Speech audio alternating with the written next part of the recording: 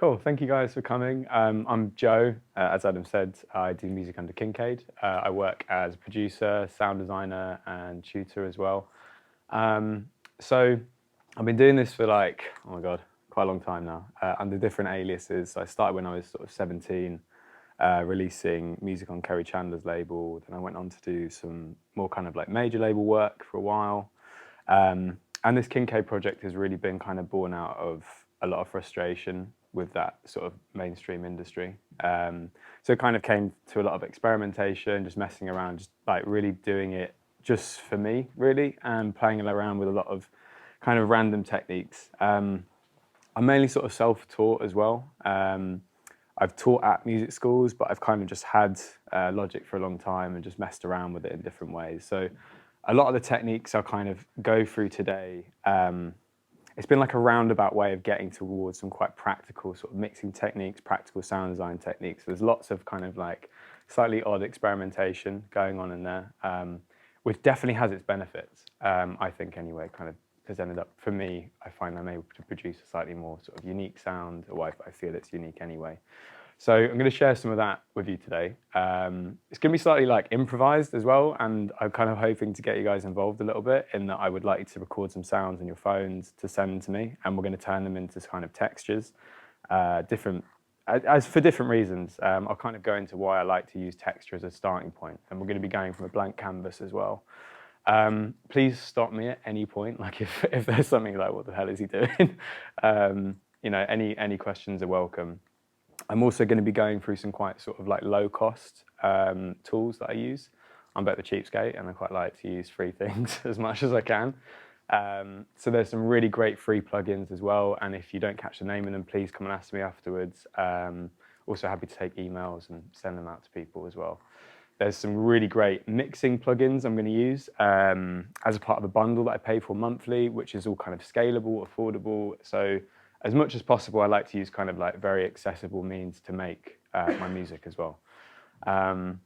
So yeah, anyway, as a starting point, I quite like to begin with a texture, not just because it adds quite a lot of intrigue to music, but I think also because for me, starting at a blank canvas and just like whacking a drum in or a guitar or whatever, and you've got this kind of very singular sound, I think can often kind of like cause us to have a slightly narrow focus in terms of the stereo imaging of the track, in terms of where we go, where we place other sounds. So starting with something like rain or white noise or something kind of quite broad, I find to be really, really helpful for just like loosening up my sort of creative like brain muscles, if you like, in my ears and things like that. So I would encourage you to experiment with starting with things like, I mean, I tend to have, where is it gone? Let me get something up on iTunes. I mean, if I'm really stuck for something, even like having the sound of water, which is coming out my laptop, hang on, let me just change it. So even noises like this, I find are quite good for placing other sounds around. So even if it's a recorded noise like this from a Zoom, your phone, whatever, or something generative. For me, there's something about the fact that white noise, rain, has this really expansive sort of stereo field as well. It covers quite a lot of the frequency spectrum. And to sit down with this sound, I think it sort of loosens you up a little bit. So there's quite a few different ways that I like to do this. So I'm going to go through a few different demos now. Obviously, that's one way, just dragging and dropping in an audio. You could have like a Zoom thing recorded. I also quite like to use other sort of generative tools as well sometimes. I'm going to go through some very simple ones just very quickly. And this is part of the Plugin Alliance bundle that I use. So with these, you can get kind of different sort of scalable amounts that you pay a month. You get £14, £24, whatever, and you get to keep a certain amount of these a year. And you can see I've got like a ridiculous amount of those on there. And most of these are mixing tools, but some of these are really amazing creative tools that I use on every single track. And a lot of these are the unfiltered audio items. Has anyone heard of those before? Anyone ever used these? Oh, okay, great. This is good then. Perfect. So a couple of these things I might use, like needlepoint, for example. I can open this up and I can kind of instantly get this sort of white noise crackle sound, which for me then is going to really help me place other sounds within it. I can also layer this on top of a fairly sort of dull sound. So if I've got a really simplified sine wave, for example, so something really dry like this, I can turn this on and I can set this to follow the envelope on this particular sound. So I'm going to just increase the release time on this. I'm going to increase a little bit compression, add wow and flutter on it.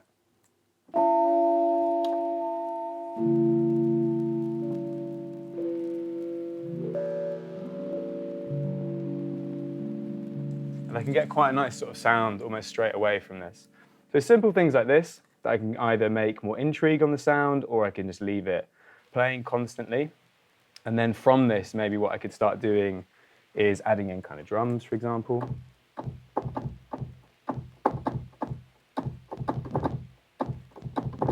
And for me, it just loosened me up straight away. So I can tell, even though I'm playing a kick down at the bottom, I've got some awareness of maybe where I might be placing my hi-hats and other sounds like that, because this high frequency sound for me is already filling in that area. So it's like creating this constant relationship between the two as you're producing. So it's like constant feedback between the sounds.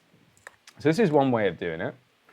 Another way is using another unfiltered audio plugin, and I'm just going to demonstrate how great this thing is by using, let's try and find a really dry, boring, I mean, it's not super boring, but we can find something more weird than that. Let's do one of these. So we're going to use this sound, for example, and just pop this in. So it's just a drum beat for now, and I'm going to turn this into a texture using a generative tool. And this particular one is part of the BYOME. So I've got one saved as my default patch at the moment. Well, what I'll do is I'll start constructing something from fresh. So what this patch does is I've got a bandpass filter, I've got a granulator on it, I've got lots of random probability gates, and like this all sounds maybe a little bit complex, but when you get familiar with this particular plugin, it's actually really super straightforward, and it's also a great gateway to learning modular synthesis and things like that as well. So I'd really recommend digging into it. So from this, what I can do is I'm running this drum beat into this sound. I'm just going to run it into a nice sort of compressor.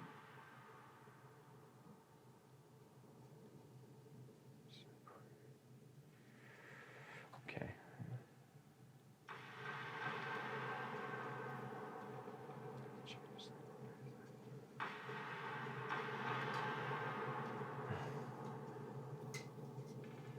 Hang on a sec, I need to change that. Let's change this.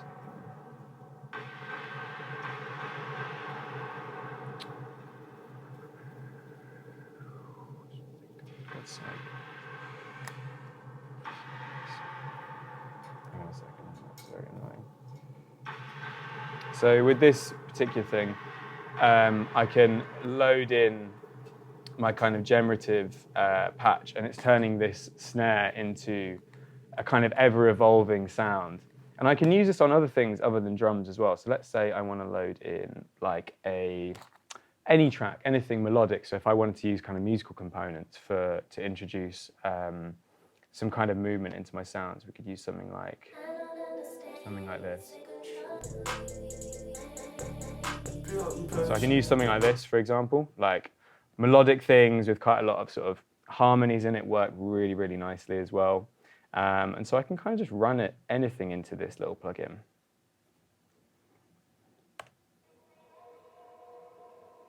And if I kind of use a nice sort of limiter, hang on, I need to sort that out in a second.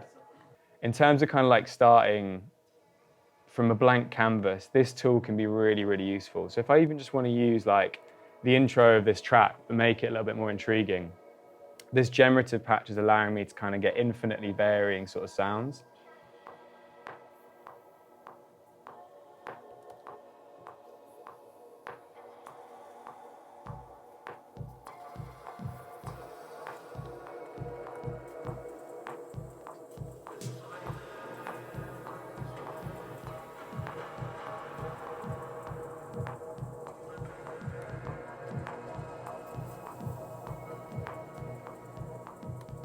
So for me, just to be able to play around really quickly and open up something like that, the biome is super, super useful.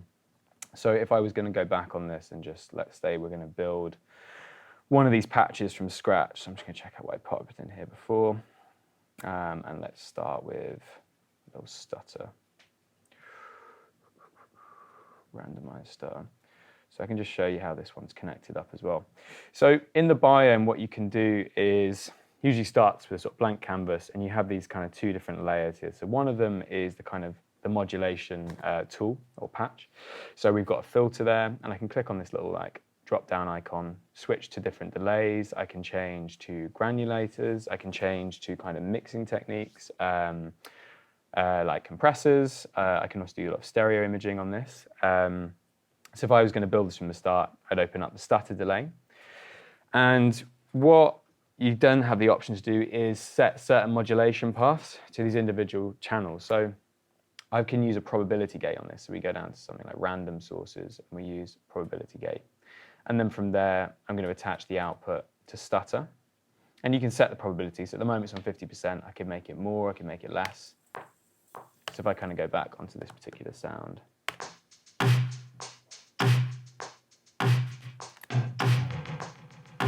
You can hear it's repeating, right?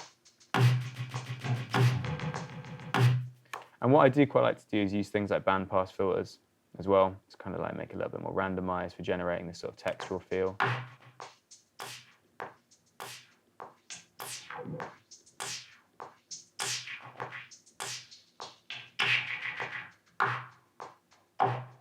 Then we're just going to use something like tape delay.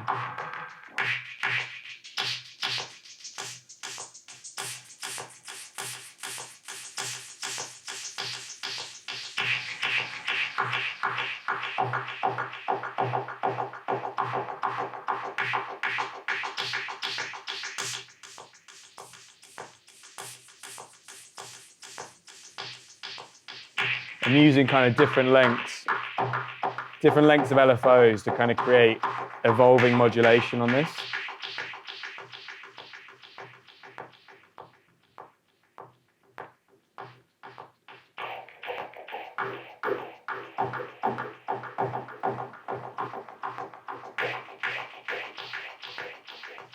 I'm just layering these different things up.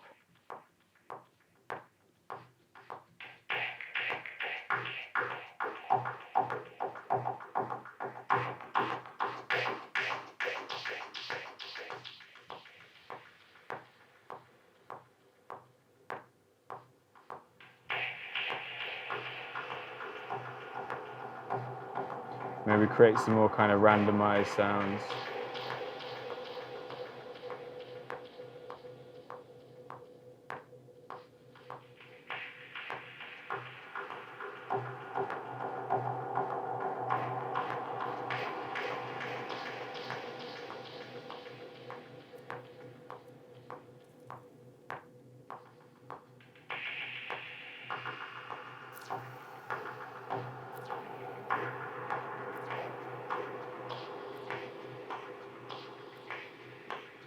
And so from this kind of quite simple point, we can get some really interesting sort of sounds.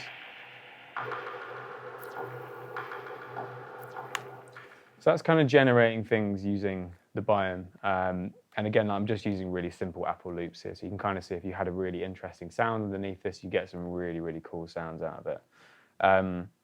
The other thing I do like to do is to also kind of use just like phone recordings, Zoom recordings. I mean, I have tons of them I'm taking all the time. So I said I wanted to get you guys to send me something. So if anyone, or all of you, want to record like a little sound using your voice notes or something and airdrop it to me, it can literally be anything, like no wrong answers, and drop it over to me. Go. If you want to do it now, just honestly anything, scratching the keys, like whatever you want to do, and just send it over to me. It can be a really small sound, simple sound, and I'll turn my airdrop on, or you can email it to me, whichever one. So it hopefully should come up. Let me know if you're seeing Joe's MacBook Pro on your airdrop, and send something over.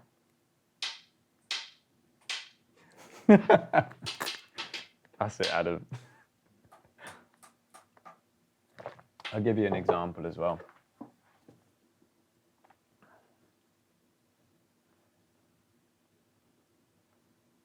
So if I was going to go think about maybe creating some texture, maybe I'm going to record like my wallet or something like that to get. I'm looking for kind of like a lot of movement in this and different sort of amounts of transient elements. What's Adam sent over to me? Let's see what Adam's got. Okay.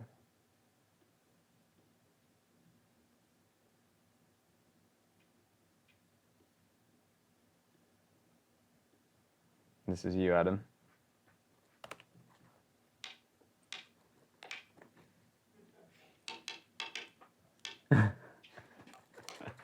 Lovely. Okay, cool. I'm just going to bounce that out quickly. So if I was going to kind of turn this into a little bit of a texture underneath, let's bring this back up to 120.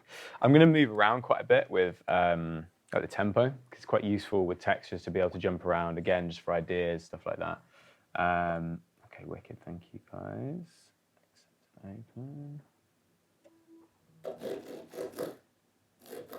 Yeah, okay, brilliant. That's really nice. And I got another one, didn't I? Oh, hang on, that's a whole project. Steady on. Okay.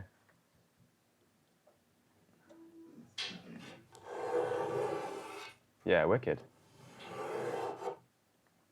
So what we can do is look at using these for different reasons. So maybe what I might do is, Adam's got a really nice kind of like sort of transient knock. So the first version of this I might use as kind of sort of like gliding texture, and I'm going to build maybe some kind of ambient movement underneath this. And I might also use some of these as sidechain signals. Has anyone used kind of like audio as a sidechain signal to a filter on a synth or something? So that you can get some really interesting movement out of sounds, and like, I'm kind of all about creating this sort of ecosystem of noises and relationships between the sounds very early on. So we're going to do a little bit of that as well. But yeah, thank you guys for sending those over. Let's start with Adam's, and we're going to like just create a weird little. I'm not even going to bother putting it in time at this stage. I don't really see the need quite often. So let's just start with some simple kind of. So I'm going to start with a really, it's like a stock version of how you could do this without having to have the plugin. So let's say you get something like a stereo delay. I'm going to go for some dotted notes.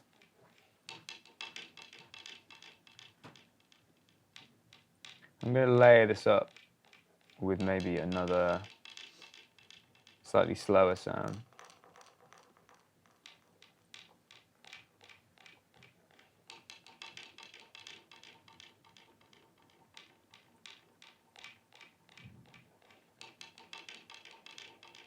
And then in between these, what I might start doing is loading this into a filter, maybe something like a bandpass.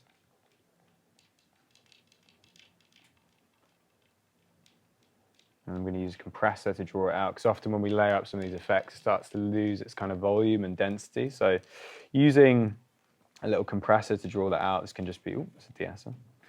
We can just draw some of that sound out again. So I'm just bringing the threshold right down. There's some quite extreme sort of compression on it.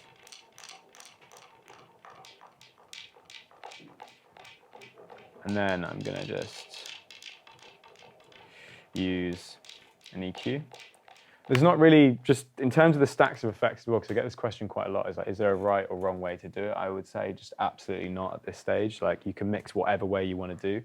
I think it's important to be clear on your intention with how you're going to do it. So let's say at the start, you're just really looking for a very specific high frequency texture.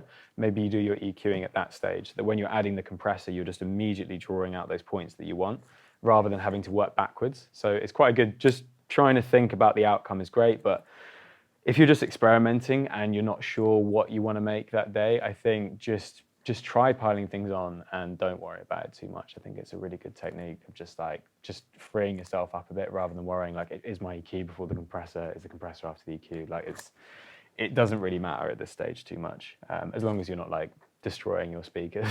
So I'm gonna just cut EQ after the compressor here. So maybe draw some more of the frequencies out.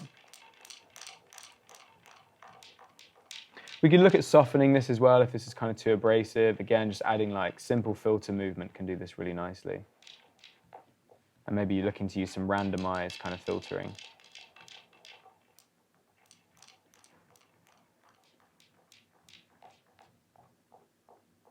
getting quite a lot of nice movement. So I'm just going to do this stock version quickly first. And then after this again, because we're losing the volume, I'm just going to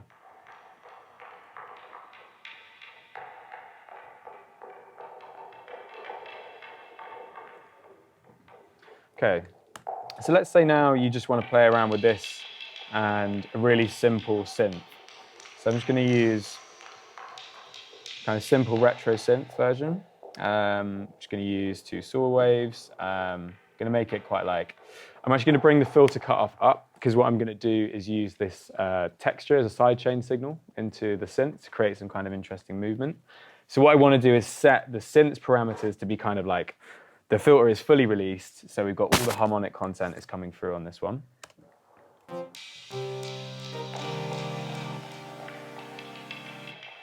And I'm going to, for the sake of making it sound nice, do some.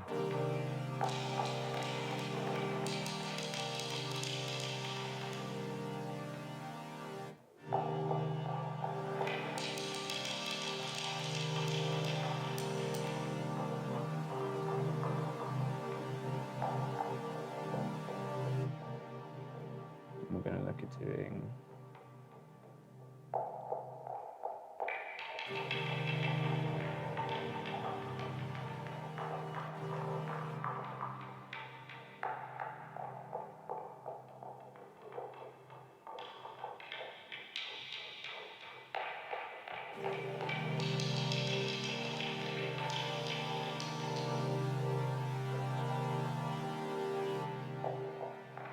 Okay. So now what I'm going to do is set up an auto filter.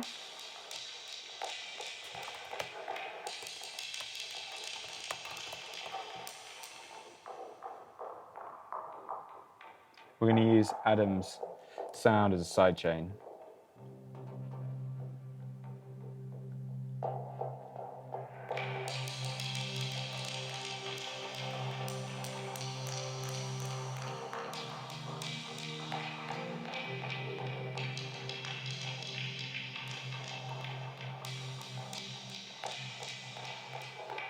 So I'm just going to take these effects off so you can hear it a bit more clearly.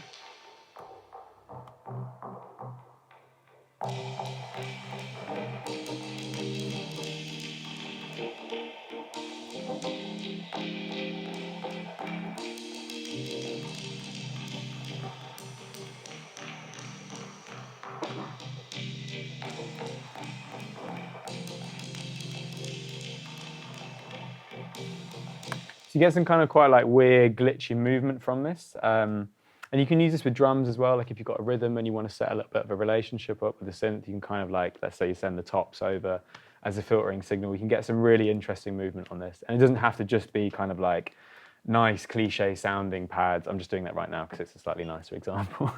But it's a really useful technique for just like creating kind of interesting relationships between your sounds, like generating soundscapes, and like making things a little bit more believable rather than having them separated. Like often we'll kind of create like an interesting sound and be like, well, great, now I have to add another one from scratch, rather than thinking, well, they can have a relationship together quite easily. Cool, so that's a very simple thing that I use kind of all the time. Let's have a look at maybe using some more kind of complex plugins, and let's try some of the other sounds as well. Let's see what we can make out of them.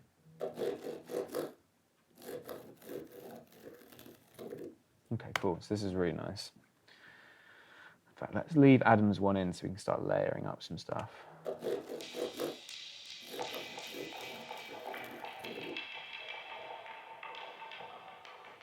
Okay. So you might have seen me open a second ago, actually, this Soundman Pro. This is another one of the unfiltered audio things. It's kind of like quite a versatile delay unit. We can kind of have granular delays on this. We can use sort of distortion. You can set up the same kind of modulation pathways. In fact, this is kind of what unfiltered audio is all about. Like you have these really great modulation options within your effect. So we could go quite complicated on this. It's also got a great host of presets as well. So if I wanted to kind of create a bit of a simple, graty, dusty sort of sound, I can kind of increase or lower the dirt on this. I can change sample rate.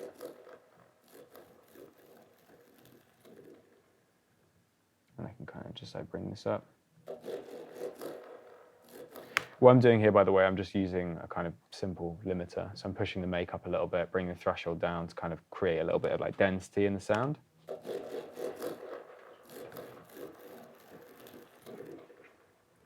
So we can look at some other ways we can make this sound a little bit more interesting. So in Logic, we can do something similar as well. I thought I'd show you another way of like adding kind of melody to these textures. You can use things like drones in Logic, where you can go into the space designer and you go into warped effects, and there's kind of nice sort of drone tones in here. So if I go down to desert path, for example, and I can retune this.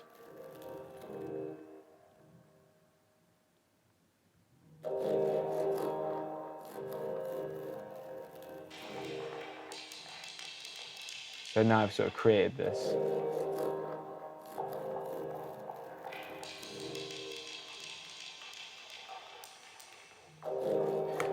Which sounds really nice. The only issue with this is that like once you've got this sound, you don't have much control over the pitch of it. Like you can't really modulate this to change either. It's one of these awkward things. So it is really good if you're using kind of more static sounds and you want to resample it. And in fact, like let's actually do that right now. See if we can get some more intrigue out of this sound. So I'm just gonna bring the level up a little bit, change the tuning. Let's bounce this out. And this is another thing I quite like doing as well, is like constantly creating my own sort of sample pack. So like whenever I'm working, I'm usually kind of dragging things into another folder. I'm like resampling stuff. So even if I've sort of made a bunch of sounds that I'm not going to use, I'm saving them for another day when I can like I want to just mess around. I know I've got really interesting noise. So let's say we put this guy in here. Let's go onto the keyboard. We'll just take away this original sound. Now I've got this kind of really interesting sort of lo-fi sound.